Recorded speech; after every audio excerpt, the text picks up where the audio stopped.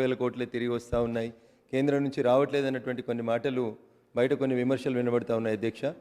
ముఖ్యమంత్రి గారు వారికి ఉన్నటువంటి సుదీర్ఘ అనుభవంతో డెవల్యూషన్ ఆఫ్ ఫండ్స్ విషయం లోపల గతంలో యూపీఏ ప్రభుత్వం ఉన్నప్పుడు కేవలం 30% నిధులను మాత్రమే రాష్ట్రాలకు ఇస్తే వాటిని 42% పెంచి రాష్ట్రాలకు వచ్చేటువంటి పన్నుల వాటాన్ని పెంచింది నరేంద్ర మోడీ గారి ప్రభుత్వం, ఎన్డీఏ ప్రభుత్వం అని గతంలో ఒక సభలో ముఖ్యమంత్రి గారు చెప్పినట్టు కూడా నేను విన్నాను అధ్యక్ష. అదే రకంగా వివిధ పథకాల కింద కేంద్ర ప్రభుత్వం ఇచ్చేటువంటి నిధులు కానీ, ఇందాక ముఖ్యమంత్రి గారు చెప్పినటువంటి ఫైనాన్స్ కమిషన్ నుంచి వచ్చేటువంటి వాటా విషయం లోపల కానీ, నాకంటే ముందు మాట్లాడినటువంటి కొంతమంది గౌరవ సభ్యులు గ్రామాల్లో ఏర్పాటు చేస్తున్నటువంటి పల్లె ప్రకృతి వనాలు, అదే రకంగా డంపింగ్ యార్డ్స్, అదే రకంగా గ్రామాల లోపల ఏర్పాటు చేస్తున్నటువంటి నర్సరీల విషయం లోపల కానివ్వండి, గ్రామ పంచాయతీ పరిధిలో ఏర్పాటు చేస్తున్నటువంటి పనులకి కేంద్ర ప్రభుత్వం ఇస్తున్నటువంటి ఎన్ఆర్ఈజీఎస్ నిధుల ద్వారా మాత్రమే పనులు జరుగుతూ ఉన్నాయని గ్రౌండ్లో మాకు సర్పంచులు చెప్తా ఉన్నారు అధ్యక్ష. అయితే ముఖ్యమంత్రి గారు ఒక మాట అన్నారు, కేంద్రం ఫైనాన్స్ కమిషన్ ద్వారా ఇచ్చేటువంటి నిధులకి రాష్ట్ర ప్రభుత్వం కూడా నిధులు కలుపుతూ ఉందని చెప్పి ఈ మధ్యలో కొన్ని దినపత్రికలలో చూసినాం అధ్యక్ష. ప్రతి నెల ఈ రాష్ట్రంలో ఉన్నటువంటి 12,769 పంచాయతీలకు గాను ప్రతి నెల గ్రామ పంచాయతీలకి టంచన్గా పడుతున్నటువంటి డబ్బులు 339 కోట్ల రూపాయలు ఈ 12,769 పంచాయతీల్లో ప్రతి నెల వేస్తున్నట్టు చెప్తా ఉన్నారు అధ్యక్ష. దీనిలోంచి 15th ఫైనాన్స్ కమిషన్ కింద వస్తున్నటువంటి డబ్బులు 220 కోట్లు, దానికి రాష్ట్ర ఫైనాన్స్ కమిషన్ ఇస్తున్నటువంటి డబ్బులు 119 కోట్లు అని చెప్పి కొన్ని దినపత్రికలలో కొంతమంది మంత్రుల స్టేట్మెంట్లని సభ బయట చూడడం జరిగింది అధ్యక్ష. దీని విషయం లోపల కూడా ముఖ్యమంత్రి గారు మాట్లాడుతున్నప్పుడు దయించి క్లారిటీ ఇవ్వాల్సిందిగా నేను తమరి ద్వారా ముఖ్యమంత్రి గారిని విజ్ఞప్తి చేస్తూ, పల్లె ప్రగతి పట్టణ ప్రగతి అంశానికి వచ్చినప్పుడు భారతీయ జనతా పార్టీగా 1-2 సూచనలు రాష్ట్ర ప్రభుత్వానికి చేయాలనుకుంటున్నాం అధ్యక్ష. మిషన్ భగీరథ రాష్ట్ర ప్రభుత్వం ప్రతిష్టాత్మకంగా చేపట్టినటువంటి ఈ పథకంలో పల్లెటూర్లలో వితిన్ ద విలేజ్ చేస్తున్నటువంటి ఇన్ఫ్రా లోపల అధ్యక్ష, కష్టపడి గ్రామ పంచాయతీలు ఏదో ఒక రకంగా వేసుకున్నటువంటి సీసీ రోడ్లని లేదా ఇతరత్ర రోడ్లని ఆ కాంట్రాక్టర్ వచ్చి తవ్వి పైప్ లైన్ వేసి దానికి ఎలాంటి కంప్లీషన్ చేయకుండా అలానే వెళ్ళిపోయినారు అధ్యక్ష. ఆ రోడ్ల మెయింటెనెన్స్ ఏంది, ఆ తవ్వినటువంటి ఆ సిమెంట్ పోర్షన్ని మళ్ళీ తిరిగి ఎవరు వేయాలనేటువంటి విషయం లోపల కాంట్రాక్టర్స్ నుంచి ప్రాపర్ రెస్పాన్స్ రావట్లేదు అధ్యక్ష. దీనికి అసలు కారణం ఎక్కడుంది అనేది సంబంధిత అధికారులను అడిగినప్పుడు వారు ఒక మాట చెప్పినారు అధ్యక్ష. నేను కొత్తగా వచ్చిన సభ్యుని, గత సభలో ముఖ్యమంత్రి గారు చెప్పినారు ఒక సూచన చదివి నేర్చుకొని రమ్మని చెప్పి అధ్యక్ష. మరి నేను అధికారులను అనుకుంటే వారు చెప్పినారు ఒక మాట, ఆపరేషన్ అండ్ మెయింటెనెన్స్ రూల్స్ దీనికి సంబంధించి గైడ్ లైన్స్ స్పెసిఫిక్గా రాష్ట్ర ప్రభుత్వం నుంచి రాని కారణం చేత ఈ తవ్వినటువంటి సీసీ రోడ్లని కాంట్రాక్టర్ వేయాలా, గ్రామ పంచాయతీ నిధులతోటి వేయాలనేటువంటి అంశంలో మాకు ఇంకా క్లారిటీ రాక అవస్థలు పడతా ఉన్నాం సార్. దీని గురించి ఒకవేళ ఇచ్చుంటే సంతోషం అధ్యక్ష, ఇవ్వకపోతే మిషన్ భగీరథకు సంబంధించి ఆపరేషన్ అండ్ మెయింటెనెన్స్ రూల్స్కి సంబంధించినటువంటి గైడ్ లైన్స్ని సాధ్యమైనంత తొందరగా ఇప్పించి గ్రామాల లోపల కాంట్రాక్టర్లు తవ్వినటువంటి ఈ సీసీ రోడ్లని తిరిగి వారి చేతనే వేయిస్తే బాగుంటుందనేది రాష్ట్ర ప్రభుత్వానికి ఒక సూచన అధ్యక్ష.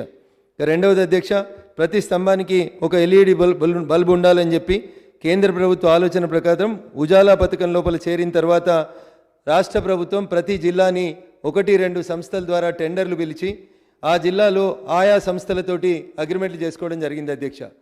పోయిన డిసెంబర్ 2020 వరకే మా సిద్దిపేట, మెదక్ జిల్లాలు ఆ కాంట్రాక్టింగ్ ఏజెన్సీస్తో అగ్రిమెంట్ పూర్తి చేసుకున్నప్పటికీ ఈ రోజు వరకు ఆ సంస్థలు మరి ఎందుకో ముందుకొచ్చి సప్లై చేయాల్సినటువంటి ఎల్ఈడి బుగ్గలు ఇంకా కొన్ని గ్రామ పంచాయతీ లోపల తక్కువ ఉన్నటువంటి ఈ ఎల్ఈడి బుగ్గలు ఇవ్వట్లేదు అధ్యక్ష.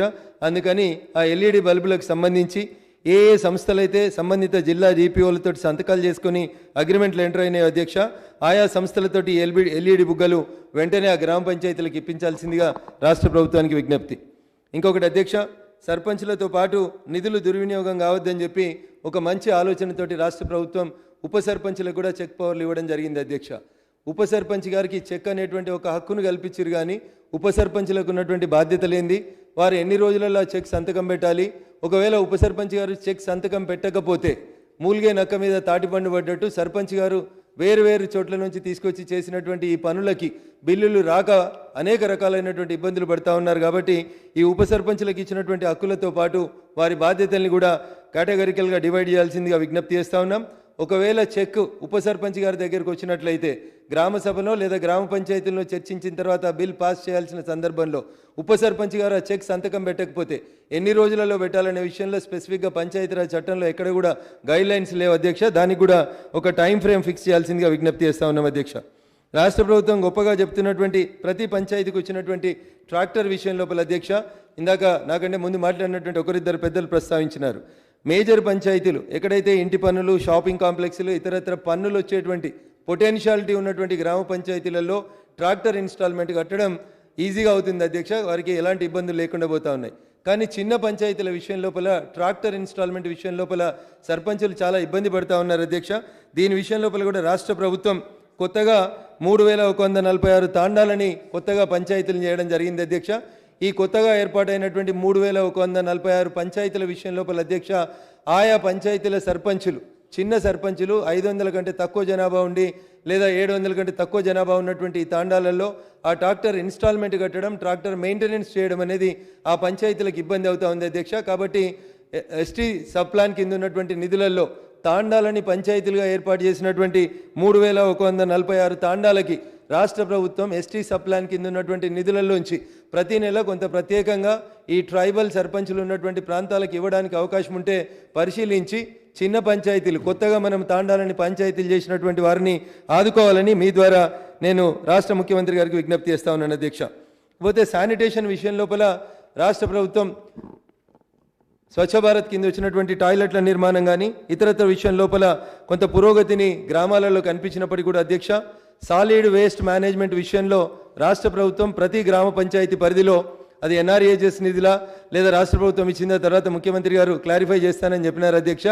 సాలిడ్ వేస్ట్ మేనేజ్మెంట్ విషయం లోపల కొంత ప్రణాళిక మన దగ్గర కనబడుతుంది అధ్యక్ష.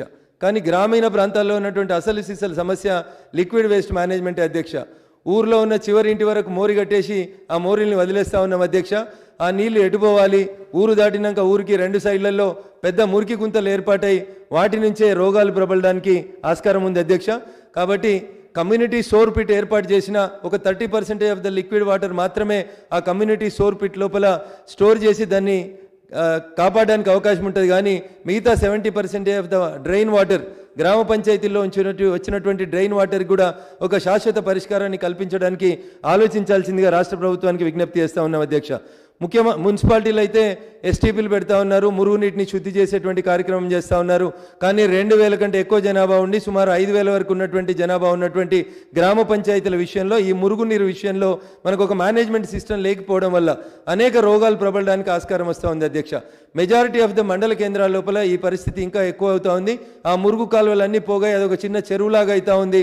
లేకపోతే సమీపంలో ఉన్నటువంటి చెరువులోకి ఈ మురికి కాలువలన్నింటినీ మళ్లించడం వల్ల ఆ చెరువులు కూడా పాడైపోవడానికి ఆస్కారం ఉంది. కాబట్టి ఏ రకంగానైతే మున్సిపాలిటీల్లో ఎస్టీపీలు అనేటువంటి ఒక వ్యవస్థ గురించి మున్సిపల్ అధికారులు ఆలోచిస్తూ ఉన్నారో 2000, 5000 మండల కేంద్రాల లోపల ఎస్టీపీకి సంబంధించినటువంటి ఒక ప్రత్యామ్నాయ ఏర్పాట్లు ఏమైనా చేయడానికి అవకాశం ఉంటే పంచాయతీరాజ్ చట్టం లోపల కూడా ఎస్టీపీల కోసం ఆలోచించాలని విజ్ఞప్తి చేస్తూ ఉన్నాం అధ్యక్ష. ప్రతి మండల కేంద్రంలో వారాంతపు సంత జరుగుతుంది అధ్యక్ష. ఒకసారి మండే, ఒకసారి ట్యూస్డే, ఒక్కొక్క ఊర్లో ఒక రకమైనటువంటి సంతలు జరుగుతూ ఉంటాయి అధ్యక్ష.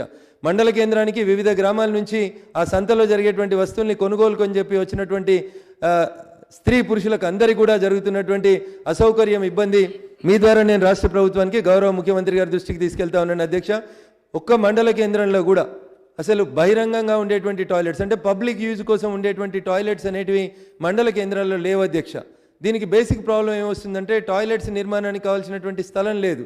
కష్టపడి పల్లె ప్రకృతి వనాల కోసం ఇతరత్ర వాటి కోసం స్థలాలని మనం సమీకరిస్తూ ఉన్నాం.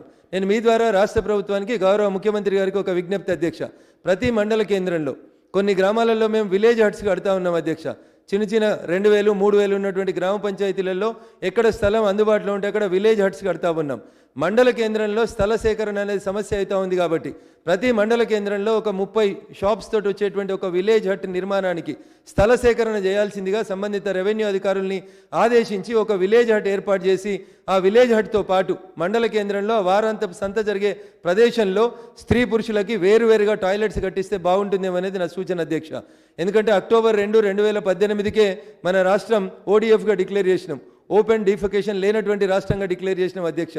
కానీ 2000, 3000, 5000 జనాభా ఉన్నటువంటి గ్రామాల లోపల ఎవరైనా షుగర్ పేషెంట్లు కానీ ఇతరత్ర వ్యక్తులు కానీ గ్రామాల్లో తిరిగినా లేదా మండల కేంద్రంలో ఇటువంటి బహిరంగ ప్రదేశాల్లో తిరిగినా కానీ పేరుకేమో మనం ఊరు బయట బోర్డు పెడతా ఉన్నాం, బహిరంగ మల విసర్జన లేనటువంటి గ్రామాలు మావే అని. కానీ 2-3 వేల జనాభా ఉన్నటువంటి జనాభా షాపులకి, మార్కెట్లకి, సంతలకు వచ్చినప్పుడు టాయిలెట్స్ లేకపోవడం వల్ల ఒక ఇబ్బంది వస్తుంది అధ్యక్ష.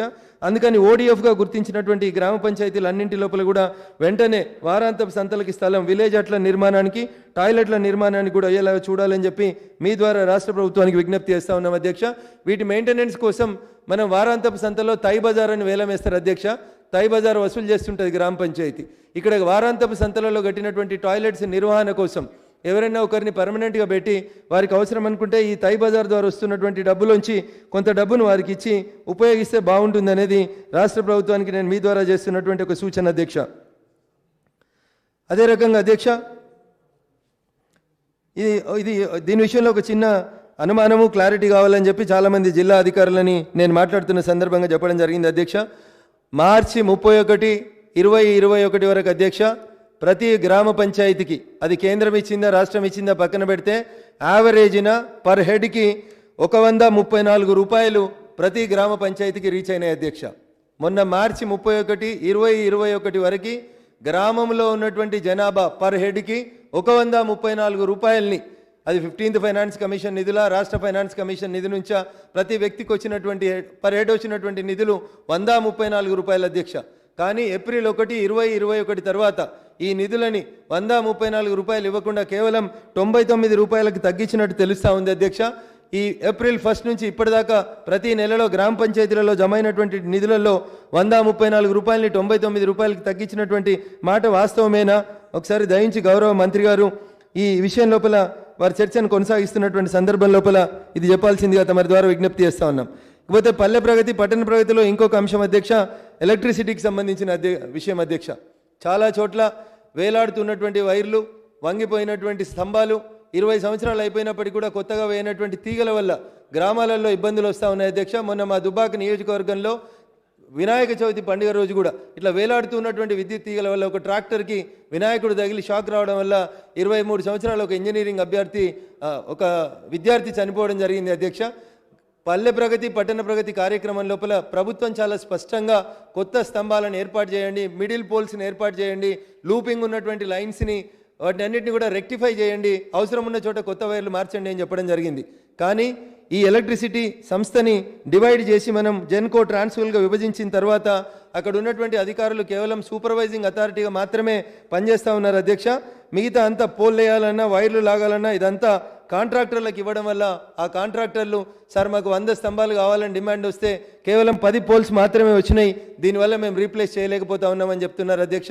అందుకని తమరి ద్వారా నేను గౌరవ ముఖ్యమంత్రి గారికి చేసేటువంటి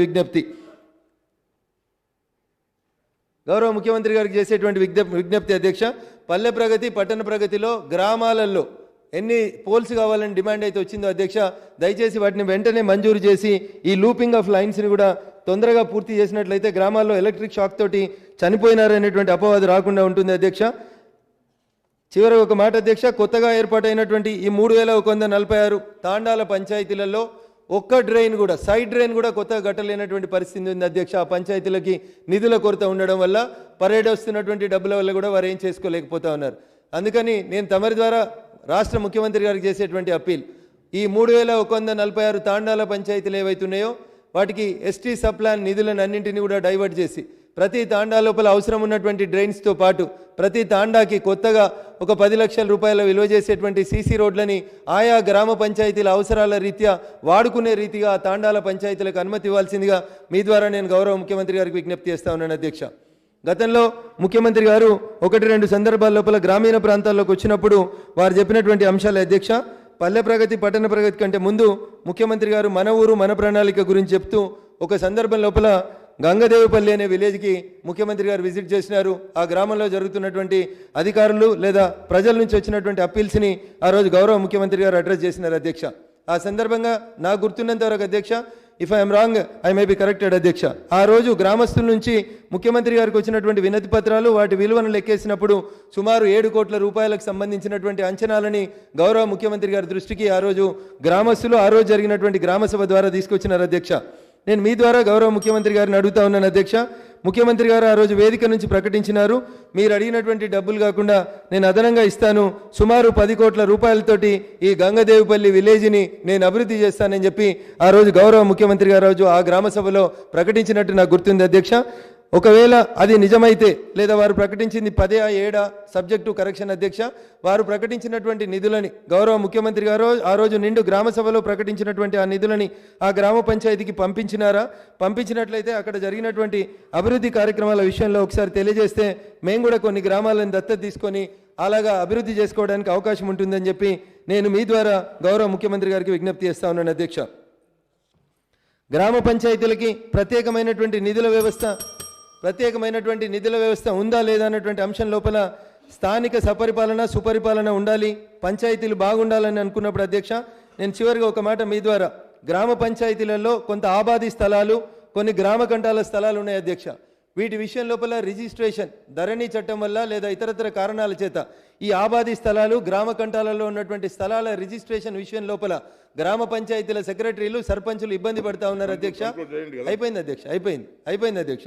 ఈ ఆబాదీలు గ్రామ పంటాలకు సంబంధించినటువంటి స్థలాల విషయం లోపల గ్రామ పంచాయతీలకు పూర్తి అధికారాలు ఇచ్చి వీటిని రిజిస్ట్రేషన్ చేయడానికి అవకాశం ఉంటే దానికి ధరణి చట్టంలో వెసులుబాటు కల్పించాలని నేను తమరి ద్వారా ముఖ్యమంత్రి గారికి విజ్ఞప్తి చేస్తా ఉన్నాను అధ్యక్ష. అదే రకంగా ఇటీవల రాష్ట్ర ప్రభుత్వం డబుల్ బెడ్రూమ్ ఇళ్లకు సంబంధించి కొంత స్కీమ్ని ఈ సంవత్సరానికి ఆపేసి వచ్చే సంవత్సరం నుంచి ఎవరి స్థలంలో వారికి ఇల్లు కట్టించడానికి ఒక ప్రయత్నం చేస్తామనేటువంటి చర్చలు బడ్జెట్ సెషన్ నుంచి జరుగుతూ ఉన్నాయి అధ్యక్ష. ఆ స్కీమ్ త్వరలోనే లాంచ్ అవుతుందని మేము ఆశపడుతూ అధ్యక్ష, పల్లెటూర్లలో ఇల్లు కట్టుకోవడానికి స్థలం లేనటువంటి అనేక మంది నిరుపేదలు ఉన్నారు అధ్యక్ష. మీ ద్వారా రాష్ట్ర ముఖ్యమంత్రి గారికి నేను చేసేటువంటి అప్పీల్, పక్క రాష్ట్రమైనటువంటి ఆంధ్రప్రదేశ్లో ప్రభుత్వమే భూములు కొనుగోలు చేసి సుమారు 40 లక్షల మందికి ఇండ్ల స్థలాల పట్టాలు ఇచ్చినట్టు పేపర్లలో చూసినాం అధ్యక్ష. అందుకని నేను మీ ద్వారా గౌరవ ముఖ్యమంత్రి గారికి చేసేటువంటి విజ్ఞప్తి, ఈ ఆబాదీల్ని గ్రామ కంటాల్ని ఒకవేళ ప్లాట్లుగా విభజించి ఆయా గ్రామాల లోపల ఇండ్ల స్థలాలకు స్థలం లేనటువంటి నిరుపేదలకి ఇవ్వడానికి అవకాశం ఉంటే దయించి ఈ స్థలాలలో ఇండ్ల స్థలాల పట్టాలని పేద ప్రజలకు ఇవ్వాలని అప్పీల్ చేస్తా ఉన్నాను. ఒకవేళ ఆ రకంగా సాధ్యం కాకపోతే రాష్ట్ర ప్రభుత్వమే స్వయాన ఏ గ్రామం లోపల వీలైతే ఆ గ్రామంలో 10, 20, 50 ఎంతమందికి అవసరం ఉంటే అంతమందికి ఇండ్ల స్థలాల కోసమని ప్లాట్లను కొనిచ్చి నిరుపేదలకు ఇండ్ల స్థలాల ప్లాట్లను కూడా ఇచ్చినట్లయితే భవిష్యత్తులో రాష్ట్ర ముఖ్యమంత్రి గారు ప్రకటించబోయేటువంటి ఎవరి స్థలంలో వారు ఇల్లు కట్టుకునేటువంటి పథకానికి ఇది పునాదిగా ఉపయోగపడుతుంది. కాబట్టి సుమారు ఒక 40 లక్షల మంది నిరుపేదలు ఉన్నారు అధ్యక్ష.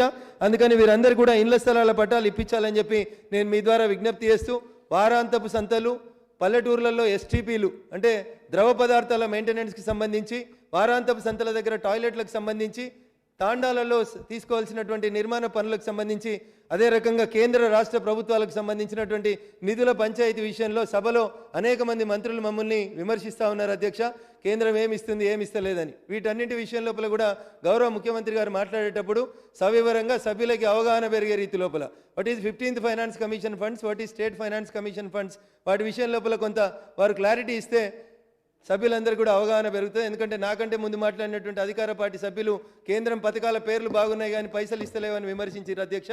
నాకు మాట్లాడడానికి అవకాశం ఇచ్చినందుకు ధన్యవాదాలు అధ్యక్ష. Discussion is over. Now reply to the short discussion by K.T. Ramarao garu, Municipal Administration. అధ్యక్ష ధన్యవాదాలు. అత్యంత కీలకమైన పల్లె ప్రగతి మరియు పట్టణ ప్రగతి అంశంలో చర్చలో ఈరోజు గౌరవనీయులు సభ్యులు మిత్రులు చిరుమర్తి లింగయ్య గారు, గౌరవనీయులు రోహిత్ రెడ్డి గారు, గౌరవనీయులు